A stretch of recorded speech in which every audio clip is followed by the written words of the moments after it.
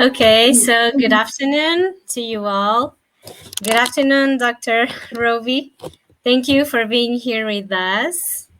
And we would like to welcome all of you. For those of you who don't know Dr. Roby, she knows how to use natural remedies in several situations, and the knowledge that she has and from the Bible and the spirit of prophecy, we will learn from her about the healing treasures from heaven's storehouse. So, Dr. Roby, I will start with a prayer, and then you can share with us the things you have prepared for us, okay? All right. So let's pray. Dear Heavenly Father, we thank you for once again we have the privilege to meet another workshop. We thank you for all the things that we already have learned.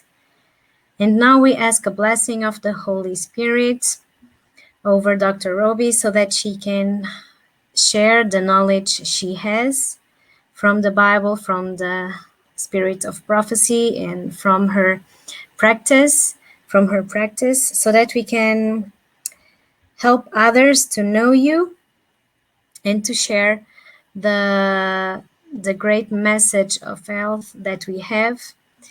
And we ask your presence and your guidance during this workshop. In Jesus' name we pray, amen. Amen. So I'm very Dr. glad Roby, to. you can start your presentation. And in Thank the you so end, much, if Michelle. some of our viewers had some questions, they will put, you can write down on the chat, or you can enter here and you can ask directly to Dr. Roby. Go ahead. All right. I'm very glad to have the privilege and honor of doing this little presentation. I hope that we can get through it. It's going to be a marathon. It will be quick, but the reason I tried to make a nice PowerPoint, which is very compact, is because some of you may want a copy of it, and you're welcome to have a copy of it. I don't know how you get that copy. We can talk about that later. Anyway, in praying about this, I thought, what would be a good title for this? Healing Treasures from Heaven's Storehouse. God is the source of knowledge, and he's the one that gives us the remedies to use for sick people. And we certainly do live in a sick world right now. I'm in contact with at least 5 patients right now with COVID-19. Just got another phone call a few minutes ago with a couple and a whole family that has COVID right now. So we're in a very sick world, but there's some real bright spots too. So we're going to move on quickly, and I'm just going to show you quickly the sort of outline that I made. We're going to talk briefly about some of Ellen White's experiences with natural healing. The science behind some of the natural remedies will be woven in here and there through the slides. And then we'll talk about different simple treatments that can be done. There are many, many more treatments than this. I just picked a few of the top ones. And then I made a list of resources with a number of nice short video clips that you can use to look at some of these treatments and other material. So I hope that you'll be able to take advantage of this, and some will want the PowerPoint, even if we don't get to all the slides. So Ellen White used natural remedies as much as she knew, and she tells about a brother that was taken sick with inflammation of the bowels and bloody dysentery. The man was not a careful health reformer, but indulged his appetite. We were just preparing to leave Texas, where he had been laboring for several months, and we had carriages prepared to take away this brother and his family, and several others who were suffering from malarial fever. We used to have a lot of malaria here in the United States. My husband and I thought we would stand this expense rather than have the heads of several families die and leave their wives and children unprovided for. Even though she was poor and her husband, they were always generous. 2 or 3 were taken in a large spring wagon on spring mattresses, But this man who was suffering from inflammation of the bowels sent for me to come to him. My husband and I decided that it would not do to move him. Fears were entertained that mortification had set in. That means gangrene of the intestines. They were dying. Then the thought came to me like a communication from the Lord to take pulverized charcoal, put water upon it, and give this water to the sick man to drink, putting bandages of the charcoal over the bowels and stomach. We call that a charcoal poultice. We were about 1 mile from the city of Denison, but the sick man's son went to a blacksmith shop, secured the charcoal, and pulverized it or ground it up, and then used it according to the directions given. The result was that in half an hour, there was a change for the better. We had to go on our journey and leave the family behind. But what was our surprise the following day to see their wagon overtake us? The sick man was lying in a bed in the wagon. The blessing of God had worked with the simple means used. That's an amazing story. And then she used charcoal and flaxseed. She says, we need a hospital so much. On Thursday, Sister Sarah McInturfer, who was a trained nurse and her secretary for many years, was called to see if she could do anything for Brother B's little son, who is 18 months old. For several days, he has had a painful swelling on the knee, supposed to be from the bite of some poisonous insect. Pulverized or ground up charcoal mixed with flaxseed was placed upon the swelling, and this poultice gave relief at once. The child had screamed with pain all night, but when this was applied, he slept. Today, she's been to see the little one twice. She opened the swelling in 2 places, and a large amount of yellow matter and blood was discharged freely. The child was relieved of its great suffering. We thank the Lord that we may become intelligent in using the simple things within our reach to alleviate pain and successfully remove its cause. So I want to go over just quickly some principles of natural healing in the Bible and Spirit of Prophecy. Some of the steps in God's plan to restore health. Ellen White says in the little clip on the side, the little picture on the side, one reason why we do not enjoy more of the blessing of the Lord is we do not heed the light which he has been pleased to give us in regard to the laws of life and health. And that's a picture of her and her husband. Seek God's help through prayer and Bible study. Ascertain or look into the cause of sickness. Adjust your lifestyle with the New Start program, the 8 natural remedies. New meaning nutrition, exercise, water, sunshine, temperance, air, rest, and trust in divine power. Use simple remedies. Use life-saving interventions when necessary. So there's a balance. Sometimes we do have to use drugs, and we use them as few as possible here at Wildwood Lifestyle Center in Wildwood, Georgia, where I work. Avoid New Age therapies, not in harmony with biblical principles and or science. That means things like reflexology, acupuncture, iridology, urine, the use of urine, lots of things in New Age that are not from God. Leave results with God. Trust his love, power, and wisdom. Search for all blessings possible out of pain and suffering. Rejoice in the Lord always. A spirit of gratitude is an attitude that will go a long ways in restoring health. So this is a key reference that all health reformers and all medical missionaries need to know about. The picture above says, not a sigh is breathed, not a pain felt, not a grief pierces the soul, that the throb doesn't vibrate to the Father's heart. He hears our needs. There are many ways of practicing the healing art, but there is only one way that heaven approves. God's remedies are the simple agencies of nature that will not tax or debilitate the system through their powerful properties. Pure air and water, cleanliness, a proper diet, purity of life, and a firm trust in God are remedies for the want of which thousands are dying. Sorry for the typos. Yet these remedies are going out of date because their skillful use requires work that the people do not appreciate. Fresh air, exercise, pure water, and clean, sweet premises are within the reach of all with but little expense. But drugs are expensive, both in the outlay of means and in the effect produced upon the system. So there's a balance. She says, and that's a picture of her son, Willie White, who was very influential in her in her life. And she had 4 sons, but unfortunately 2 of them died early. I think that's before she knew about how to use the natural remedies more effectively. Drug medication, as it is generally practiced, is a curse. Educate away from drugs. Use them less and less, and depend more upon hygienic agencies. Then nature will respond to God's physicians: pure air, pure water, proper exercise, a clear conscience. Those who persist in the use of tea, coffee, and flesh meats will feel the need of drugs, but many might recover without 1 grain of medicine if they would just obey the laws of health. Drugs need seldom be used. So she's not saying never. And of course, back then, a lot of the drugs were based on mercury, arsenic, and strychnine, which are all deadly poisons. If they would obey the laws of health, drugs need seldom be used. But there's a story that goes with this. One time, a man came in Australia when she was there, who had been acting as a missionary in some of the Pacific Islands. And he told Ellen White about the sickness and death of his firstborn son.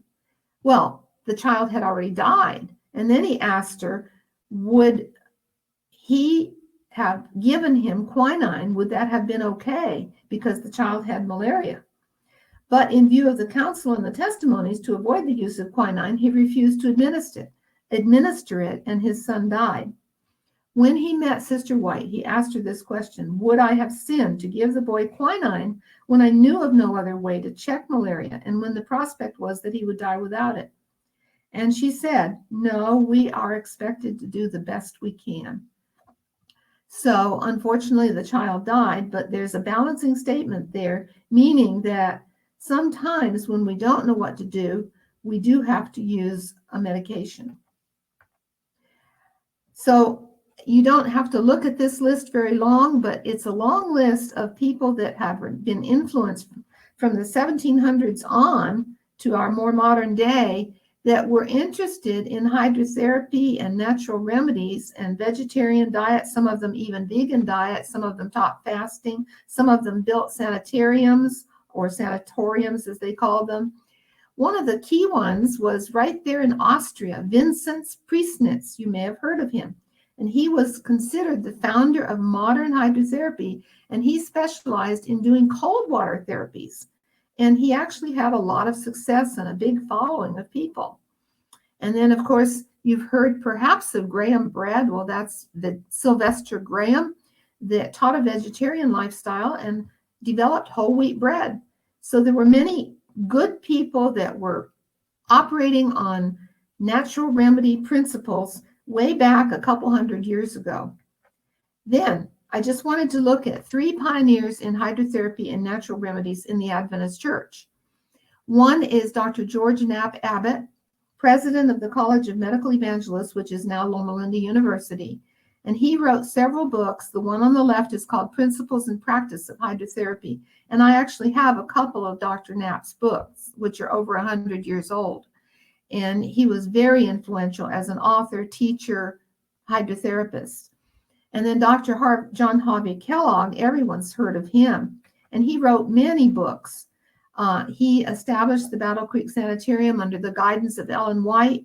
He had 1,000 beds at the peak of its influence until it burned down in 1902 because he disobeyed God and wrote this book called The Living Temple, which was pantheism, saying that God was in your computer, in your table, in your apple, in everything. It's a very bad theory that God is in everything, and it diverts away from the Savior and the Creator of the world. So God punished Battle Creek and Dr. Kellogg by burning the sanitarium down, and a year later they built it back. He also wrote this huge volume of Rational Hydrotherapy, and I have those volumes in 2 sets. They're facsimiles or duplicates of this Rational Hydrotherapy. And literally, he developed hundreds of treatments in that book, some of which we still use today. I would say just a small proportion of which. Unfortunately, although he started out as a sincere Adventist, he apostatized before the end of his life, well before the end of his life, and gave up on Ellen White's and the Bible's teachings, and it was very sad and unfortunate. And then there's Charles Thomas, PhD, who developed his own health institute in Banning, California. And he also taught at Loma Linda. He was from India, and he wrote different books for seminars that he taught. And I have several of his seminar books. He spoke here at Wildwood one time, very influential, godly man. And then just a picture of the history of our health work. It was based on natural remedies. And this picture on the left was the Western Health Reform Institute, which operated from 1866 to 1871. And there was another medical director at first, and then Dr. Kellogg took over. And then and there's a picture of Dr. Kellogg in the middle. And then at the top is the first Battle Creek Sanitarium, which burned. There's a picture of the fire in 1902. And then the second Battle Creek Sanitarium, which was built just a year later. I'm amazed how quickly they rebuilt that huge building. Unfortunately, that building is now in the hands of the U.S. government, and it is a magnificent building. They give tours through it. I was there, not with a tour, but just on a Sabbath one day visiting Battle Creek, the Heritage Village, and they gave us a booklet about the history of that building. It's still, the second building is still a magnificent building, and it's used for top government secret offices.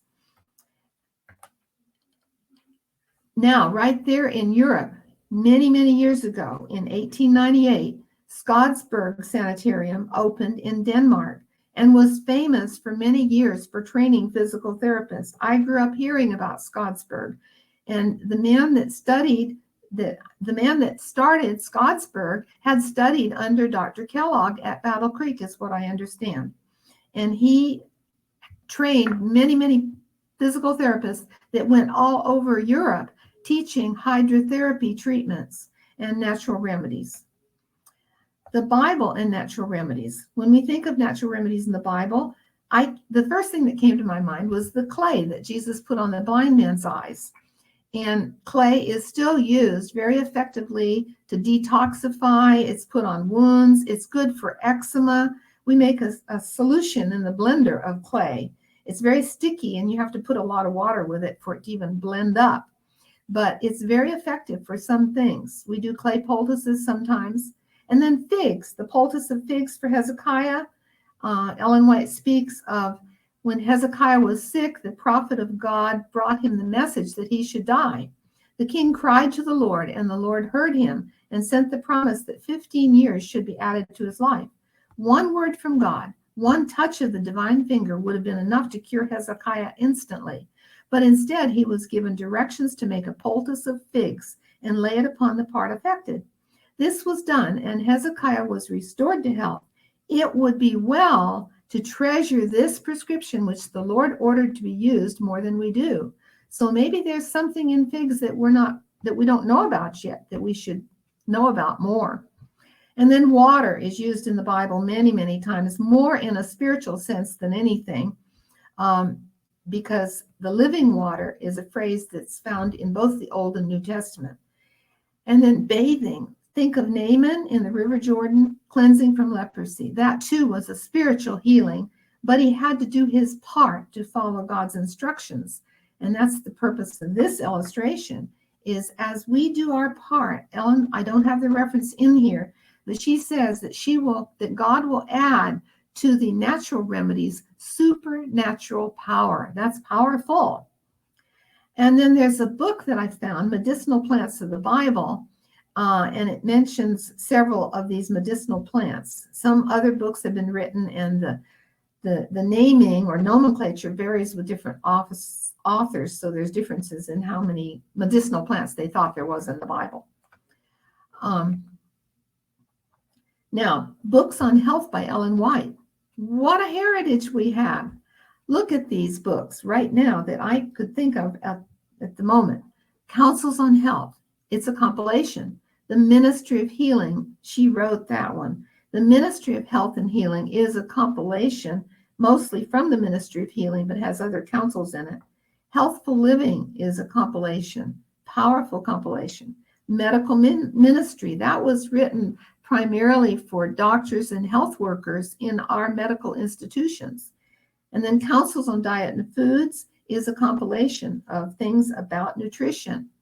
And then A Call to Medical Evangelism, a wonderful little book. And you can get all of these through the internet if you don't have them.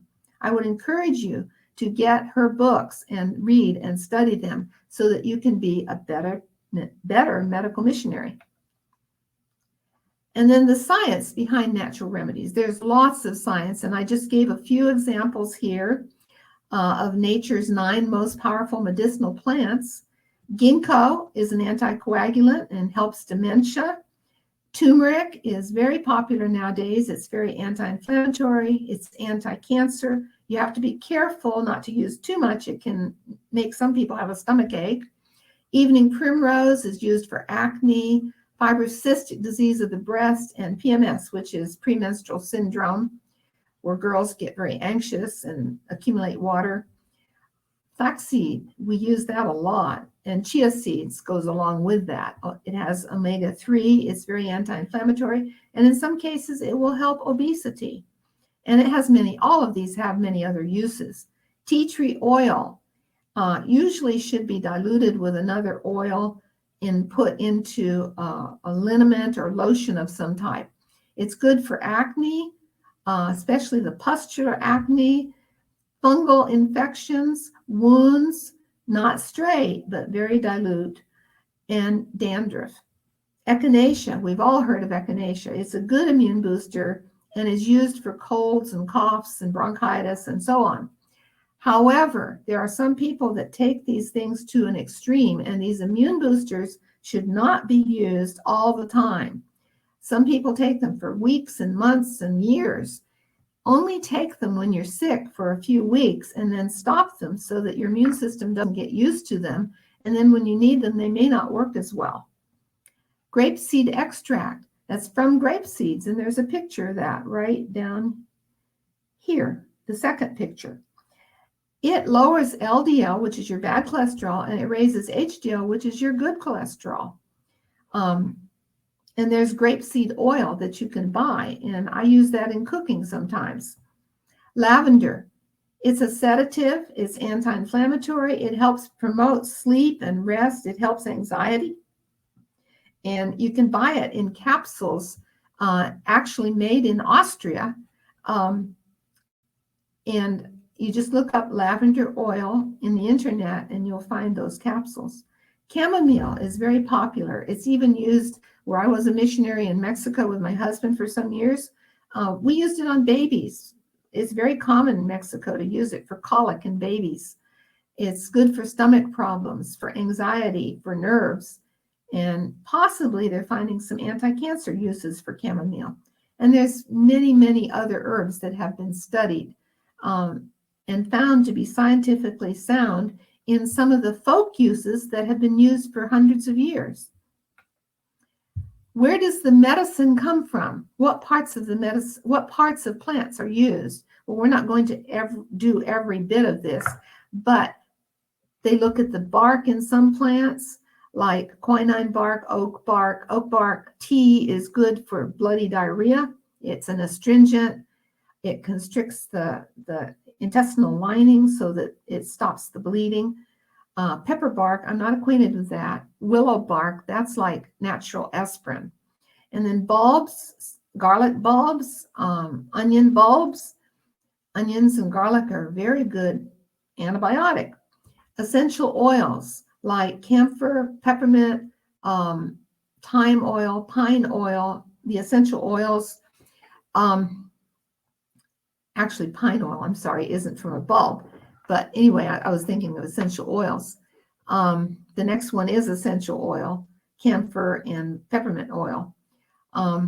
Actually, peppermint oil, there's some fairly new research on that, and they make it into capsules, which are dissolved way down low in the stomach and upper small intestine, which is very good for Crohn's disease and ulcerative colitis and gas and so on. If you just took peppermint oil and water, you're going to be burping it because it's so strong. But in these capsules, they're enteric coated, and you can take a capsule 2 or 3 times a day, And people that have a lot of flatulence or gas get relief from that, as well as it's quite healing. Fatty oils, flowers, fruits like fennel fruit and anise that are herbs, gums like Arabic or gum Arabic, acacia gum, xanthan gum, tragacanth. Some of these help diarrhea, they're antimicrobial, and the leaves of many plants, shrubs, and trees. So there's many ways that through research and science, and sometimes by accident, people have discovered how to use the parts of the plants that are most medicinal. Now, just looking at hydrotherapy, water treatments, this is just a short list of many of the treatments that Dr. Kellogg used. Local applications, techniques of hydrotherapy, compresses, packs, showers. I just put this list here just to give you an idea of so many treatments. We're just going to cover just a little bit. Again, here's another reference about her use of natural remedies. Take warm foot baths into which have been put the leaves from the eucalyptus tree. There is great virtue in these leaves, and if you will try this, you will prove my words to be true. The oil of the eucalyptus is especially beneficial in cases of cough and pains in the chest and lungs. I want you to make a trial of this remedy, which is so simple and which costs you nothing. I have a nice cough syrup recipe I didn't put in here, but you take about a half a cup of honey, half a cup of fresh lemon juice, and about a quarter of a red onion. Making the syrup red is more appealing to children, and a couple of 2 or 3 medium-sized cloves of garlic. Blend that in a blender. Then put that into a glass jar, never into styrofoam or plastic, because eucalyptus will destroy styrofoam. Then you put into that amount 40 or 50 drops, 30 to 50 drops of eucalyptus. If it's too strong, kids won't take it, but I've taken it strong with 50 drops to about a cup of the syrup, and it's very strong, but it really helps coughing, and you take like a quarter to a half a teaspoon every 2 or 3 hours and just hold it in your throat, and it helps coughing. I did not use tea when you were with us. I have always used red clover top tea. She tells an experience about one time she was on the ocean. Another time she had lung fever, meaning pneumonia, and she used tea to help vomiting. And here's her son, Willie, was very sick. He was wandering, meaning he was delirious. He didn't seem to see or hear me when I spoke to him. He had no regular heartbeat. They used fomentations on his lungs. She called them compresses, but that's hot packs. And soon he seemed rational as ever. So sometimes, on rare occasions, she would use tea and coffee only as a medicine for vomiting and for seasickness and so on, but not as a regular thing ever. She did use hydrotherapy quite a bit once she learned about it. Okay, now let's talk a little bit about a hot foot bath. The deeper your legs, your feet are in the hot foot bath, in the water, the better. You put feet in hot water starting at 100 to 104 degrees. That's up to 40 degrees centigrade. And I didn't have time to put all the centigrade temperatures here, but you'll have to look it up and compare it if you're used to using centigrade. You have someone sitting in a chair, or they can be lying down. You protect the mattress or the floor with a plastic sheet. You balance the circulation, decrease the congestion in the head, lungs, pelvic organs, and internal organs. It acts like a derivative. That means it pulls blood away from a distant internal organ, like you have a bad headache, or you have a bad cold with congestion in your sinuses and your lungs. And this hot foot bath helps draw the blood away from one part to another. And the congestion balances out so that almost immediately somebody feels better, even with a simple hot foot bath. If you have a long hot foot bath, you can actually elevate your temperature a little bit, especially if you tuck in a blanket all around. Once they get warmed up, not before, then you put cold compress to the head, forehead, and the top of the head. Indications: congestive headaches, chest congestion, pelvic congestion, nosebleeds, helps relaxation. It can shorten a common cold or flu and painful menstruation in women. If there's osteoarthritis in the feet, if they're not real swollen, you don't want to put hot water for long on swollen feet because that will increase the congestion. It can help lower the blood pressure, especially if you put a hot fomentation across the back over the kidneys. It can balance the circulation. It increases the parasympathetic nerve activity. It can help in coronary artery disease as a derivative effect, pulling congestion away. If you have diabetes, you should keep the temperature no more than 102 degrees. That's a little bit over 38 and a half degrees centigrade. It must not be any hotter than 102 degrees Fahrenheit because the diabetics have nerve damage to the feet and they can burn easily. It can help sleep and traumatic brain injury patients to relax. So what are the contraindications? Some of these things we just mentioned. Young children that are confused and frail and can't tell you if it's burning. That's adults that are confused and frail too. Peripheral arterial disease, neuropathy in the legs, varicose veins, blood vessel disorders, swelling in the feet and legs, skin rashes on the legs, bad arthritis when the joints are hot and swollen. Although I have done it for gout when you've got hot swollen joints and gout. But you want, instead of a prolonged hot foot bath, you want short changes. You want 2 minutes hot, half a minute cold with like 6 changes, very quick if there's swelling, inflammation. The quick, short changes work better than a long foot bath. And of course, diabetes we mentioned.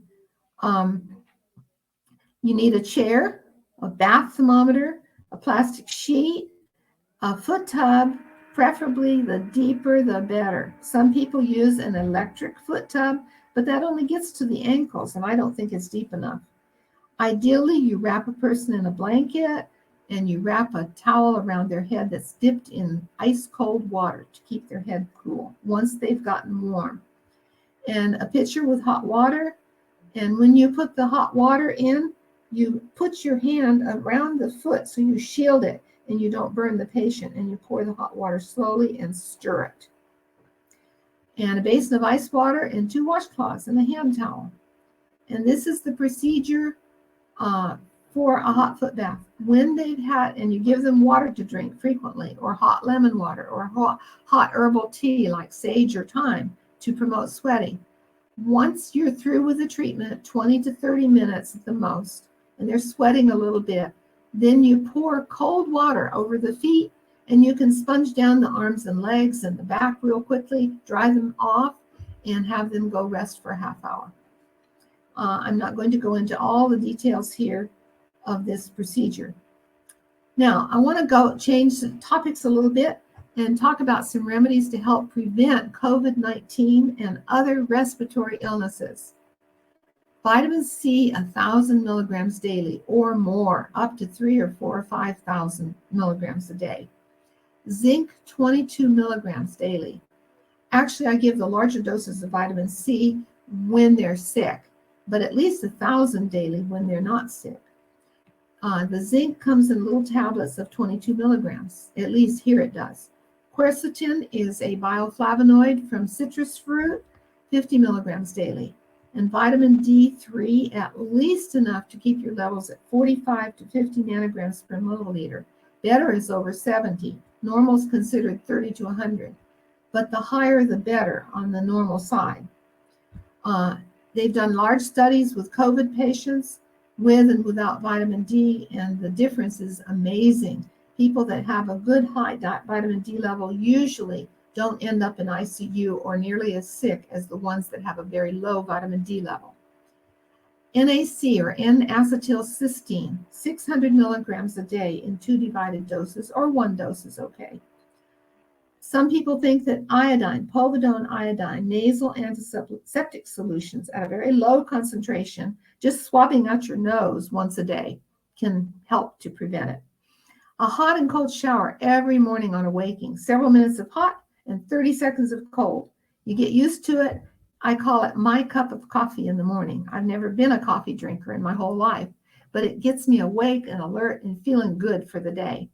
And it boosts the white cell count by many-fold so that for several hours, your white cells are at a higher peak of actual numbers and activity. Plenty of sleep, especially before midnight. 2 hours of sleep before midnight is worth 4 hours after midnight for growth hormone, which is used for repair of the body. Outdoor exercise with sun exposure, and keep the house fresh with fresh air because it keeps the germs just blown out of the house if you have your doors and windows open a lot of the day. Nourishing plant-based diet, no animal products. Honey is okay. Some people say, well, they're not a vegan unless they're not on honey. I mean, if they use honey. I believe that God made honey and it's a good product. And the Bible says so too. Little or no sugar, refined foods, or junk foods. I might have a dessert once a week with a little bit of sugar in it, like a cookie or something. But there's so many natural sugars nowadays. There's date sugar, there's coconut sugar, there's agave syrup, which some people question. There's stevia. There's many ways to sweeten. There's monk fruit too. That is a natural sugar that doesn't have any calories to it, but it tastes sweet chemically. Low stress, lots of trust in God with devotional time with Him. That's just a little summary of things you can do to help prevent any respiratory illness. And with COVID around so much, it's important to keep our immune system up. If you get acute COVID, be sure and get tested, and be sure and stay away from other people. I do believe in a mask if somebody is sick with COVID, or to prevent in working in a healthcare setting. I think a mask is important because you don't know who you're running into that could have COVID. I'm dealing with 5 patients right now that have COVID on the phone, of course, because we're not taking COVID patients here if we can help it, and we don't know about it. I've had some COVID patients in my office, but didn't know about it till a few days later. But echinacea tea or capsules, elderberry syrup, which is called sambuco, and it's very popular in Europe and here, cat's claw, golden seal, lots of garlic, cooked, raw, and in tablets. Continue all the other previous remedies on the previous slide. Increase the vitamin C to at least 3 times a day, 1,000 milligrams. Increase the daily hydrotherapy. Take, instead of 1 hot and cold shower a day, take 3 hot and cold showers a day. And do short changes, 2 or 3 minutes hot, half a minute cold, 2 or 3 minutes hot, half a minute cold. It's more effective if you can do the several short changes when you're acutely ill. A Russian steam bath. There are kits that you can buy from Amazon, and I have a picture of it a little later, to do your Russian steam baths. And there are people that make the steam bath equipment out of a big sort of shower curtain with a string around for your neck. Russian steam baths can be quite effective if you sweat a lot, keep the head cool, and then you finish with a cold mitt and friction, rubbing all over with cold water, or a cool down shower, which means getting in a hot shower and then rinsing down with cold more. A hot half bath with cold to the head and cool down shower. That's getting in a tub of water up to your waist, putting a towel around your shoulders, keeping your head cool, pouring hot water over the shoulders to keep hot, and staying in there 20-30 minutes.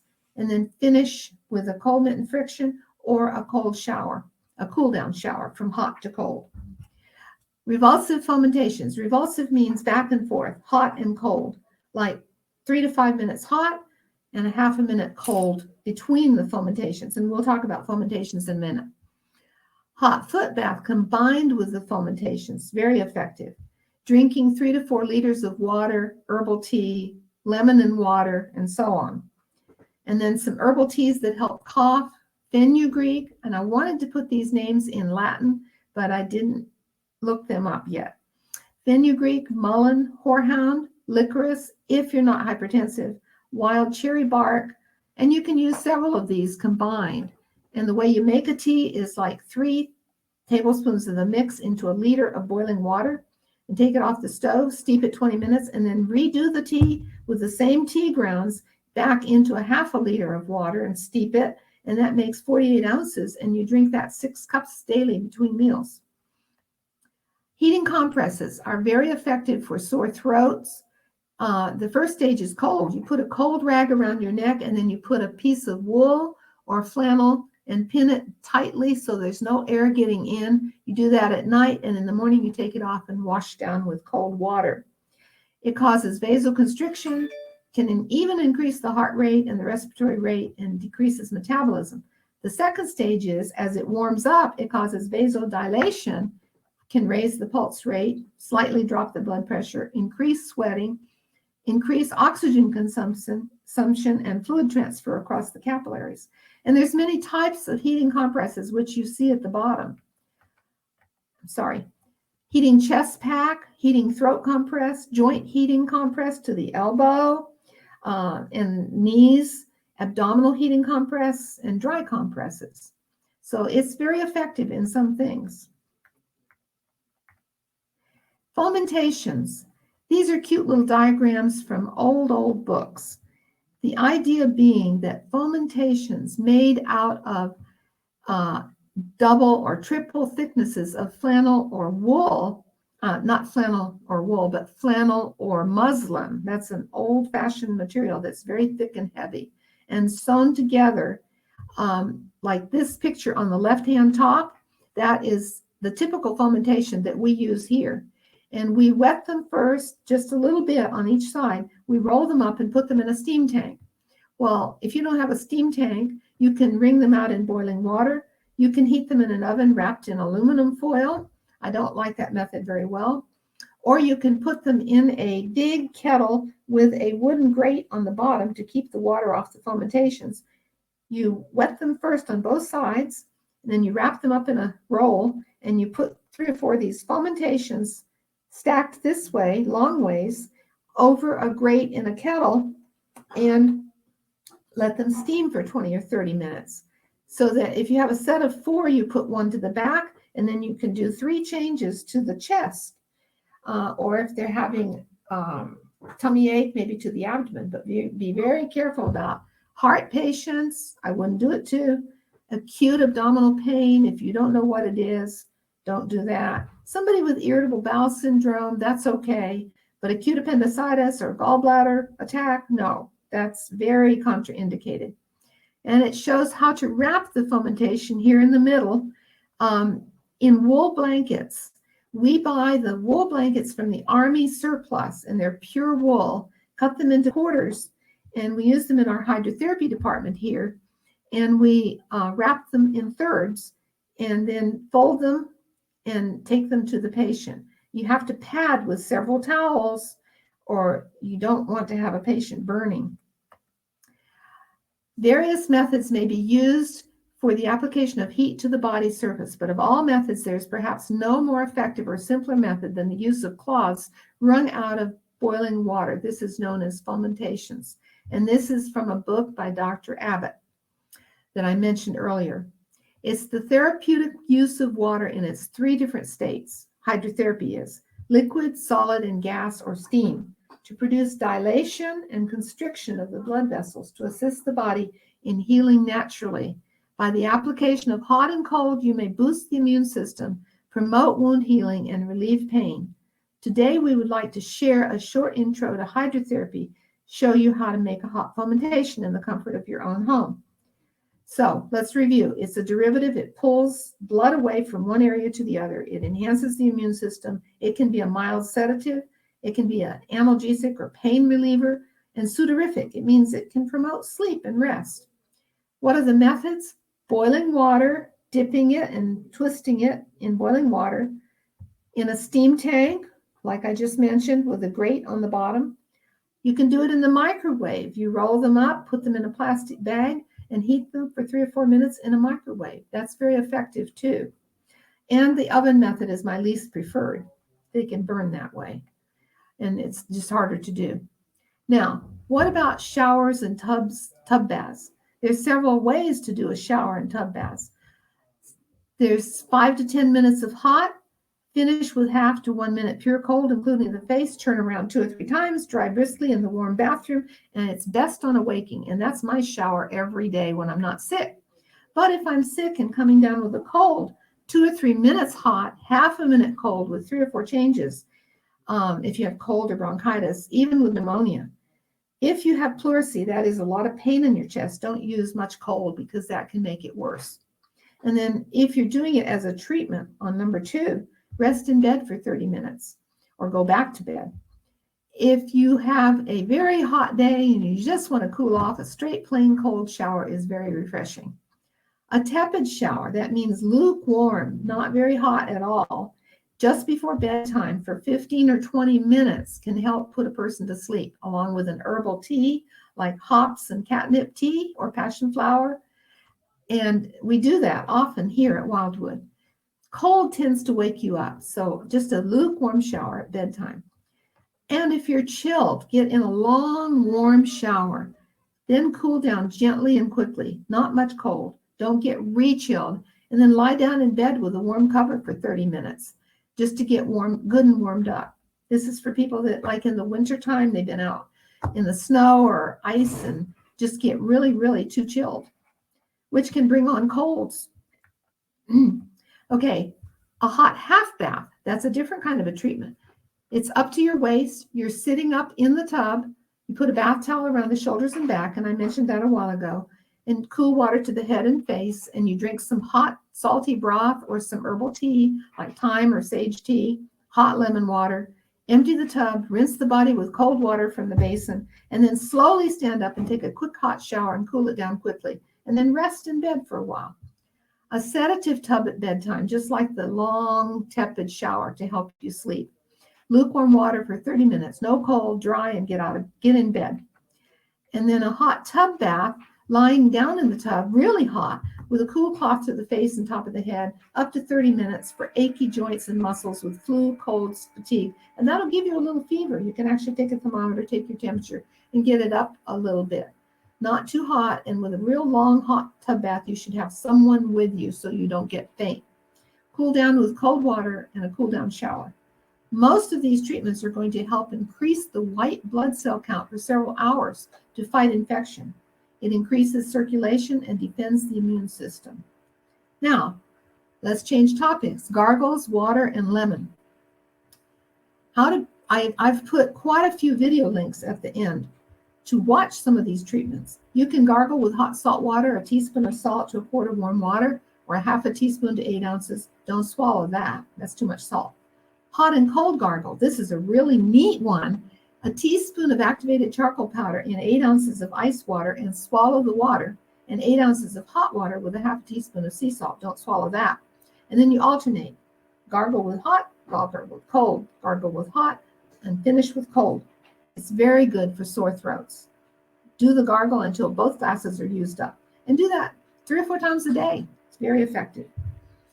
Gargle with grapefruit seed extract or tea tree oil. 8 drops of one or the other to 8 ounces of cold or hot water. Do 3 times a day. You can swallow that. They're good natural antibiotics.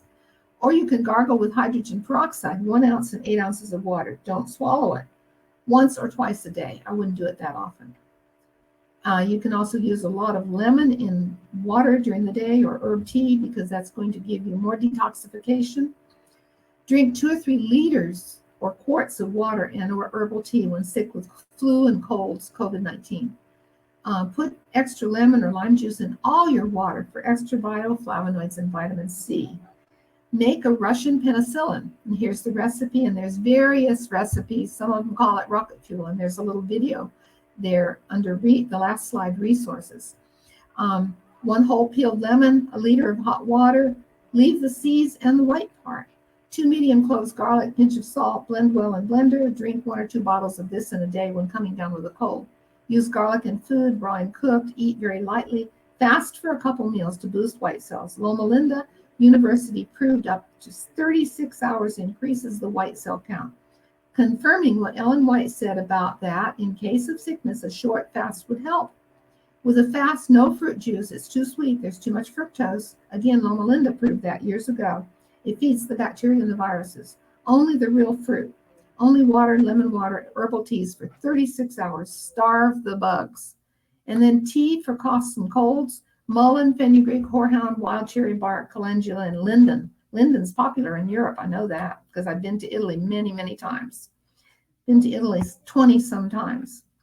And then again, Ellen's White of use of natural remedies. And she speaks of the value of eucalyptus oil. She speaks of using eucalyptus oil in boiled honey. And she speaks of the fragrance of the pine, the cedar, and the fir, how good those fragrances are. And then this slide got mixed up. It should have been up with the fomentations, more pictures about fomentations. And this is more about fomentations and how to do the fomentations. And the contraindications: do not do fomentations if you're numb, don't have good sensation in the skin, unconscious, paralysis of the part, a diabetic, don't do it on the feet, that is, leg or feet edema, varicose veins, advanced vascular disease, or don't put it right over a malignancy. If they have a big tendency to bleed, stomach or bowel ulcers, or extreme pain like pleurisy. Renal colic actually can respond sometimes to hot fomentations over the kidneys. We've talked about all these treatments increase the white blood cell count and the blood flow to the skin, helps muscle spasm. It relieves pain from the internal organs, promotes sweating, and stimulates or sedates according to the temperature of the application. So it can be used for joint pain, neuralgia, insomnia. It can even be helpful to put a hot fomentation on before you do a massage to warm up the tissues for relaxation. It's also good to use it before a cold procedure. It's good for active congestion and colds, flu, and bronchitis, muscle tension, nervous tension. Now, the Russian steam bath. This is a kit that you can get from Amazon.com, and all of this comes in the kit. And we have several people here at Wildwood and in the Dunlap, Tennessee church where I go to that have bought this kit, and they love using it. It's very simple to use, and there's a generator that produces steam there, a little chair to sit inside, and it's just all there for you. And it's only $108. And that in euros might be a little bit more, but it's not that expensive, and it's well worth it. You can do wonderful treatments with a Russian steam bath. Just don't get burned. Make sure you have someone with you. You don't want to have someone pass out and faint on you. Give plenty of fluids during a treatment, hot lemon water, hot herbal tea, and drink 2 or 3 glasses during a treatment. And the treatment should not last more than 20 or 30 minutes. Take their temperature during a treatment. Keep the head cool, and rinse off the feet and the body with cold water when you take them out. And then put them to bed, and don't let them get chilled afterwards. Charcoal. There's a wonderful book called charcoalremedies.com, and you can look that up on the internet. And so activated charcoal poultice, it gives you exactly how to do that. And I've got 2 or 3 videos on my resource list on how to do charcoal poultices. There's different ways to do them. The favorite way that I have developed here is with psyllium. Psyllium husk powder is wonderful. You can spread it out with a roller, a rolling pin, and make it really smooth. You can put it directly on the skin. When you make it with flaxseed, you have to put it in an old rag or a paper towel or something because it falls apart and it's messy.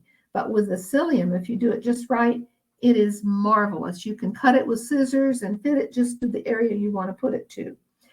Charcoal poultices in general draw out toxins. A little tiny piece of charcoal, maybe a ½ inch square, has the adsorptive surface of a football field.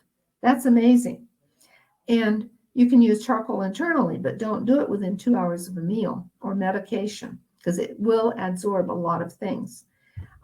It's wonderful for bee stings. You can just take some charcoal powder, wet it in your hand with a little water, and put it right on the stings directly. I've done that many, many times for me and other people, and it works. Don't leave charcoal poultices on too long, 6 hours in the day and 8 hours at night, maximum. The skin has to have time to dry out or it gets macerated. That means mushy and whitish and invites infection actually because it's too soft. I wish I could demonstrate the charcoal to you right now, but get involved with charcoal. It's wonderful stuff.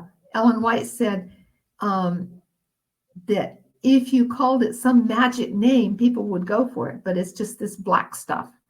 But it is marvelous. And it's usually made from eucalyptus wood, but it can be made from other woods. There's ways to make your own charcoal if you have the means to do it. Don't ever apply it over an open wound. It can tattoo the open wound and leave permanent discoloration. Don't reuse a poultice. Don't mix it with anything else orally, like ice cream, sherbet, or chocolate syrup, because it's just not going to be as effective. Take it alone. We had a young boy, about 12 years old, eating in our livestock cafeteria here one day several years ago, and he got something with nuts in it, and he's very allergic to nuts, and his tongue started to swell. And we rushed him to our treatment room here in the clinic, gave him charcoal to drink immediately, a tablespoon to a glass of water, and we didn't even have to give him the emergency drugs. Immediately, within minutes, the swelling in his tongue went down and he started to feel better. It's amazing stuff.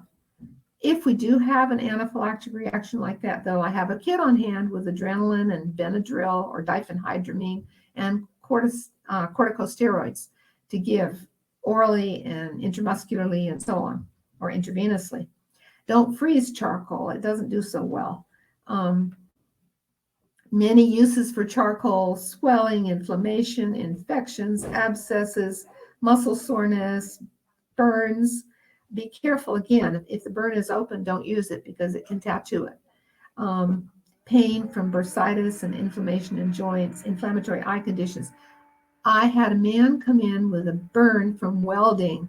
His eyes were on fire, and he'd already tried some other medicine and it didn't work. So we gave him a charcoal poultice over the eyes. He laid down and went to sleep within minutes and slept for several hours. He got such relief from the charcoal. Sore throats. You can put a charcoal poultice to the neck. You can put a charcoal poultice to the chest. There's so much you can do with charcoal. And the preparations, we've already talked about that just a little bit. External use and internal use. It's marvelous stuff. Read up on it and know what you're doing first. External use, like you just make a little wet paste and put it on a very small area, like a bee sting. Now, this is my slide for resources. There's a whole bunch of YouTube slides on there, videos. And there's also a wonderful book that you can buy by Clarence Dale and Charles Thomas that I mentioned at first. And we have it in our bookstore here. And then there's Elements of Hydrotherapy for Nurses, which I believe is still available on the internet. I'm not sure. I think it's been reprinted. There's just an amazing amount of good material. I put some really good little videos here. So I hope that you'll be able to get you might want to take a flash picture of this right now while you're watching so that you can have the resources and look them up and watch some of these videos. There's some wonderful herbal books available. We use quite a few herbs. The Scientific Validation of Herbal Medicine by Dr. Mowry, Encyclopedia of Medicinal Plants, Health Through God's Pharmacy, Encyclopedia of Herbal Medicine, The Forager's Harvest for Edible Wild Plants. There's many good herbal books, and there's a lot of good scientific information. Now, just a couple pictures here about Wildwood, where I work. This is the entrance sign to our place. It's a medical missionary institution founded in 1942. This is the inside of our country store or natural food store. This is one of our trails with many benches around the place. This is our lake, Lake Edna, about 5 acres. It's a medical missionary training ground. We have a health evangelism course, and 2022 applications are now open. Wildwood has trained thousands for the mission work worldwide. It's called Center for Health Evangelism. It's one of the oldest missionary schools in the United States. Teachers from all over the world come from various industries with expertise in health evangelism, business evangelism, personal evangelism. You're in the right place if you come and study here. We have a 6-month course, a 1-year course, and we have a ministry course, which is for young entrepreneurs that want a little course on how to set up their own little business. Elder Frazee was the founder, Elder W.D. Frazee, and this place started in 1942. Students come from all over the world. That's a duplicate slide, sorry. And Sammy Taylor from France actually has been with us for a couple of years. He's a wonderful worker. He was a student, I believe. He's a worker now. He took the health evangelism course.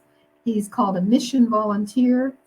And he says, while being a student at Wildwood, you're asked to volunteer on Wildwood's campus half a day. You take your classes the other half. I came here as a mission volunteer and became a student the 2nd semester. My voluntary work goes towards helping the campus. Sammy's a wonderful young man. This is a young lady from France, Denitza Grandison. Maybe some of you know her. And she graduated from our health evangelism and ministry management course.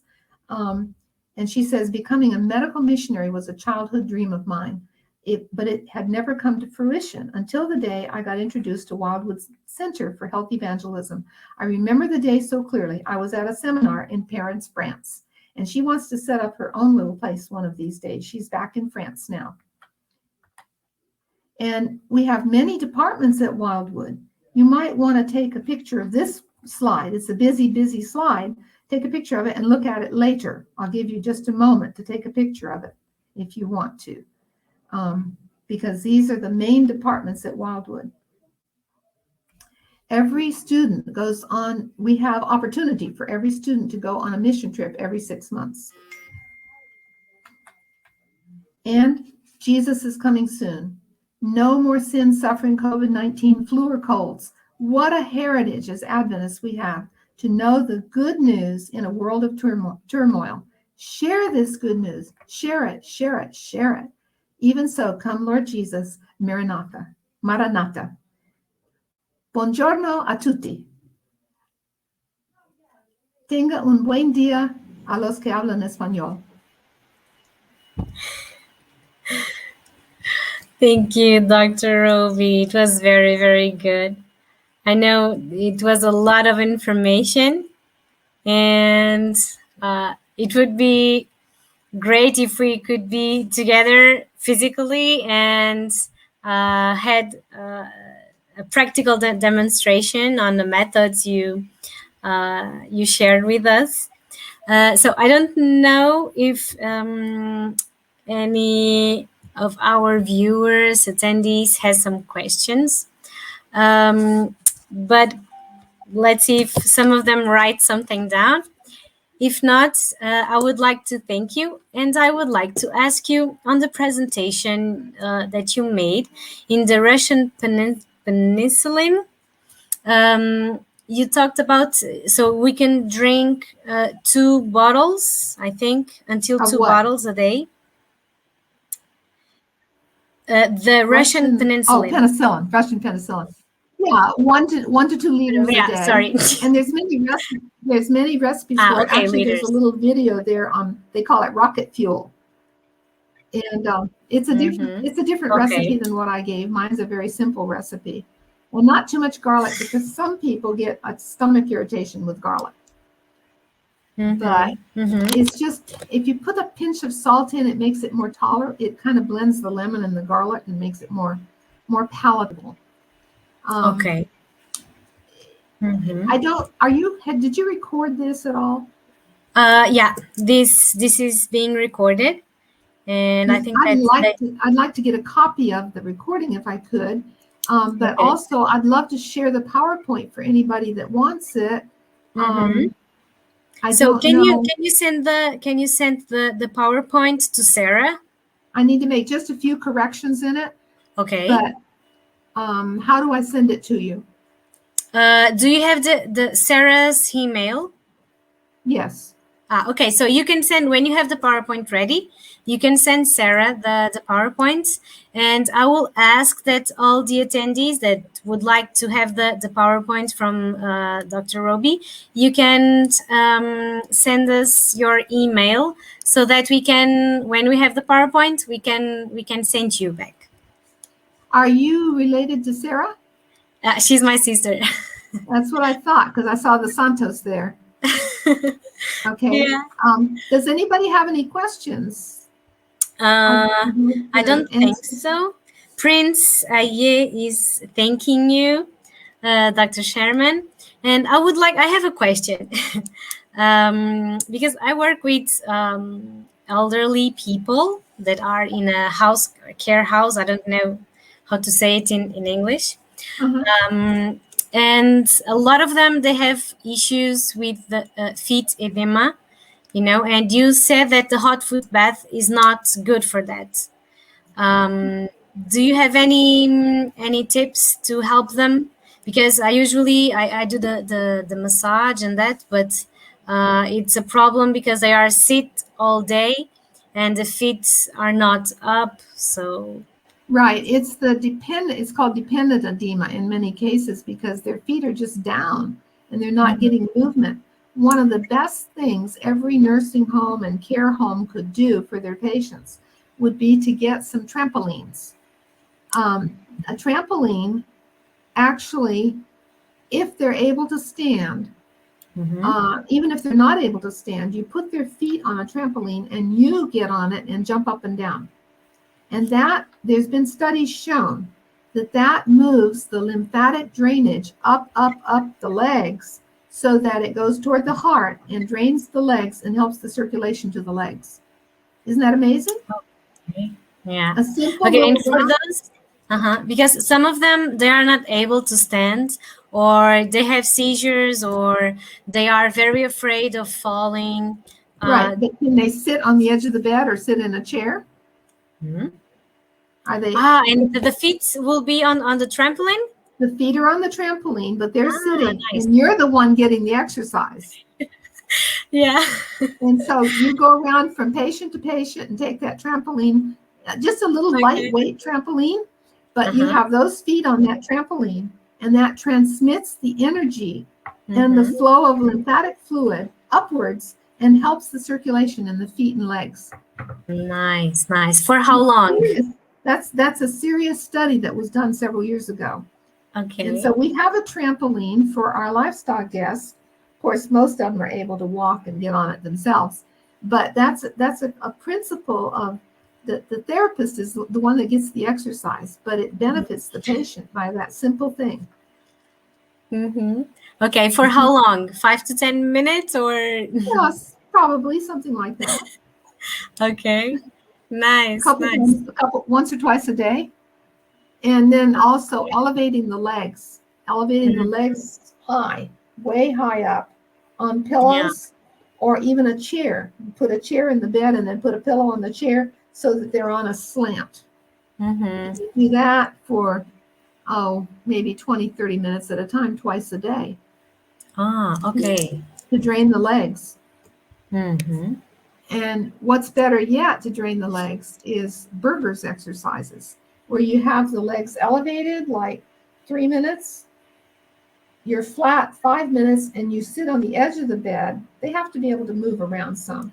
You sit on the edge of the bed, put your feet down, and wiggle them all the way around, up and down and around.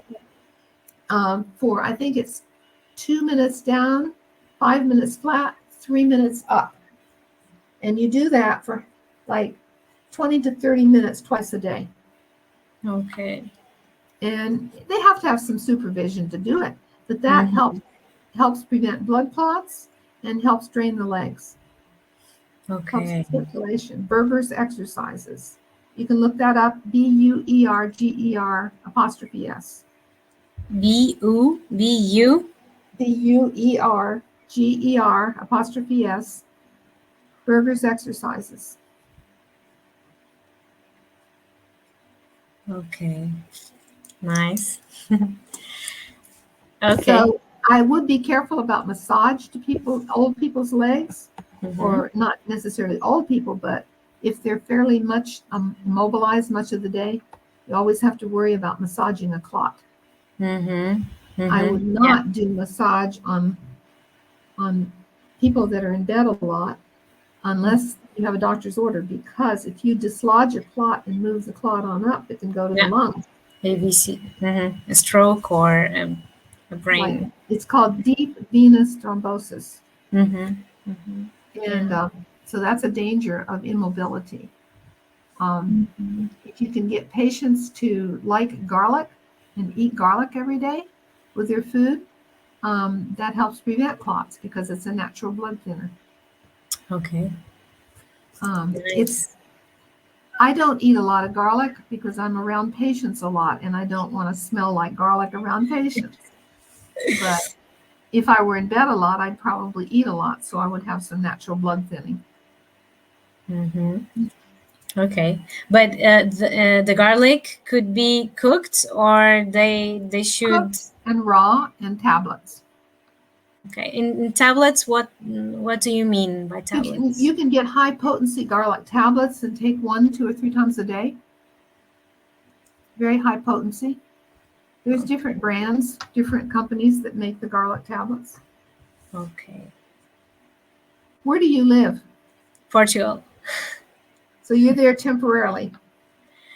In Portugal? No, in Austria. Oh, no. I'm in Portugal. Are you really? Oh, Yes. But I thought Sarah's in Austria. Yeah, she is. Oh, wow. So you coordinated this from Portugal? No. I'm just helping. Okay. So how many people were watching this particular workshop? The number varies.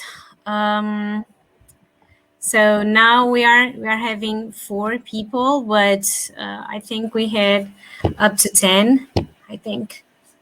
But yeah, it was very good. Dr. Roby, can I ask you to pray? Yeah, around 10 to 12 people, they are saying. Okay. Father in heaven, we thank you for the privilege of talking to these wonderful people in Europe, and I pray that each one that did listen will be inspired to do something about what they heard, and that they will be able to get copies of this and look up some of the videos and learn how to do these important things that will help them to be better medical missionaries, to relieve pain and suffering, and to help people get ready for Jesus to come. We thank you for Jesus' sake. Amen. Amen.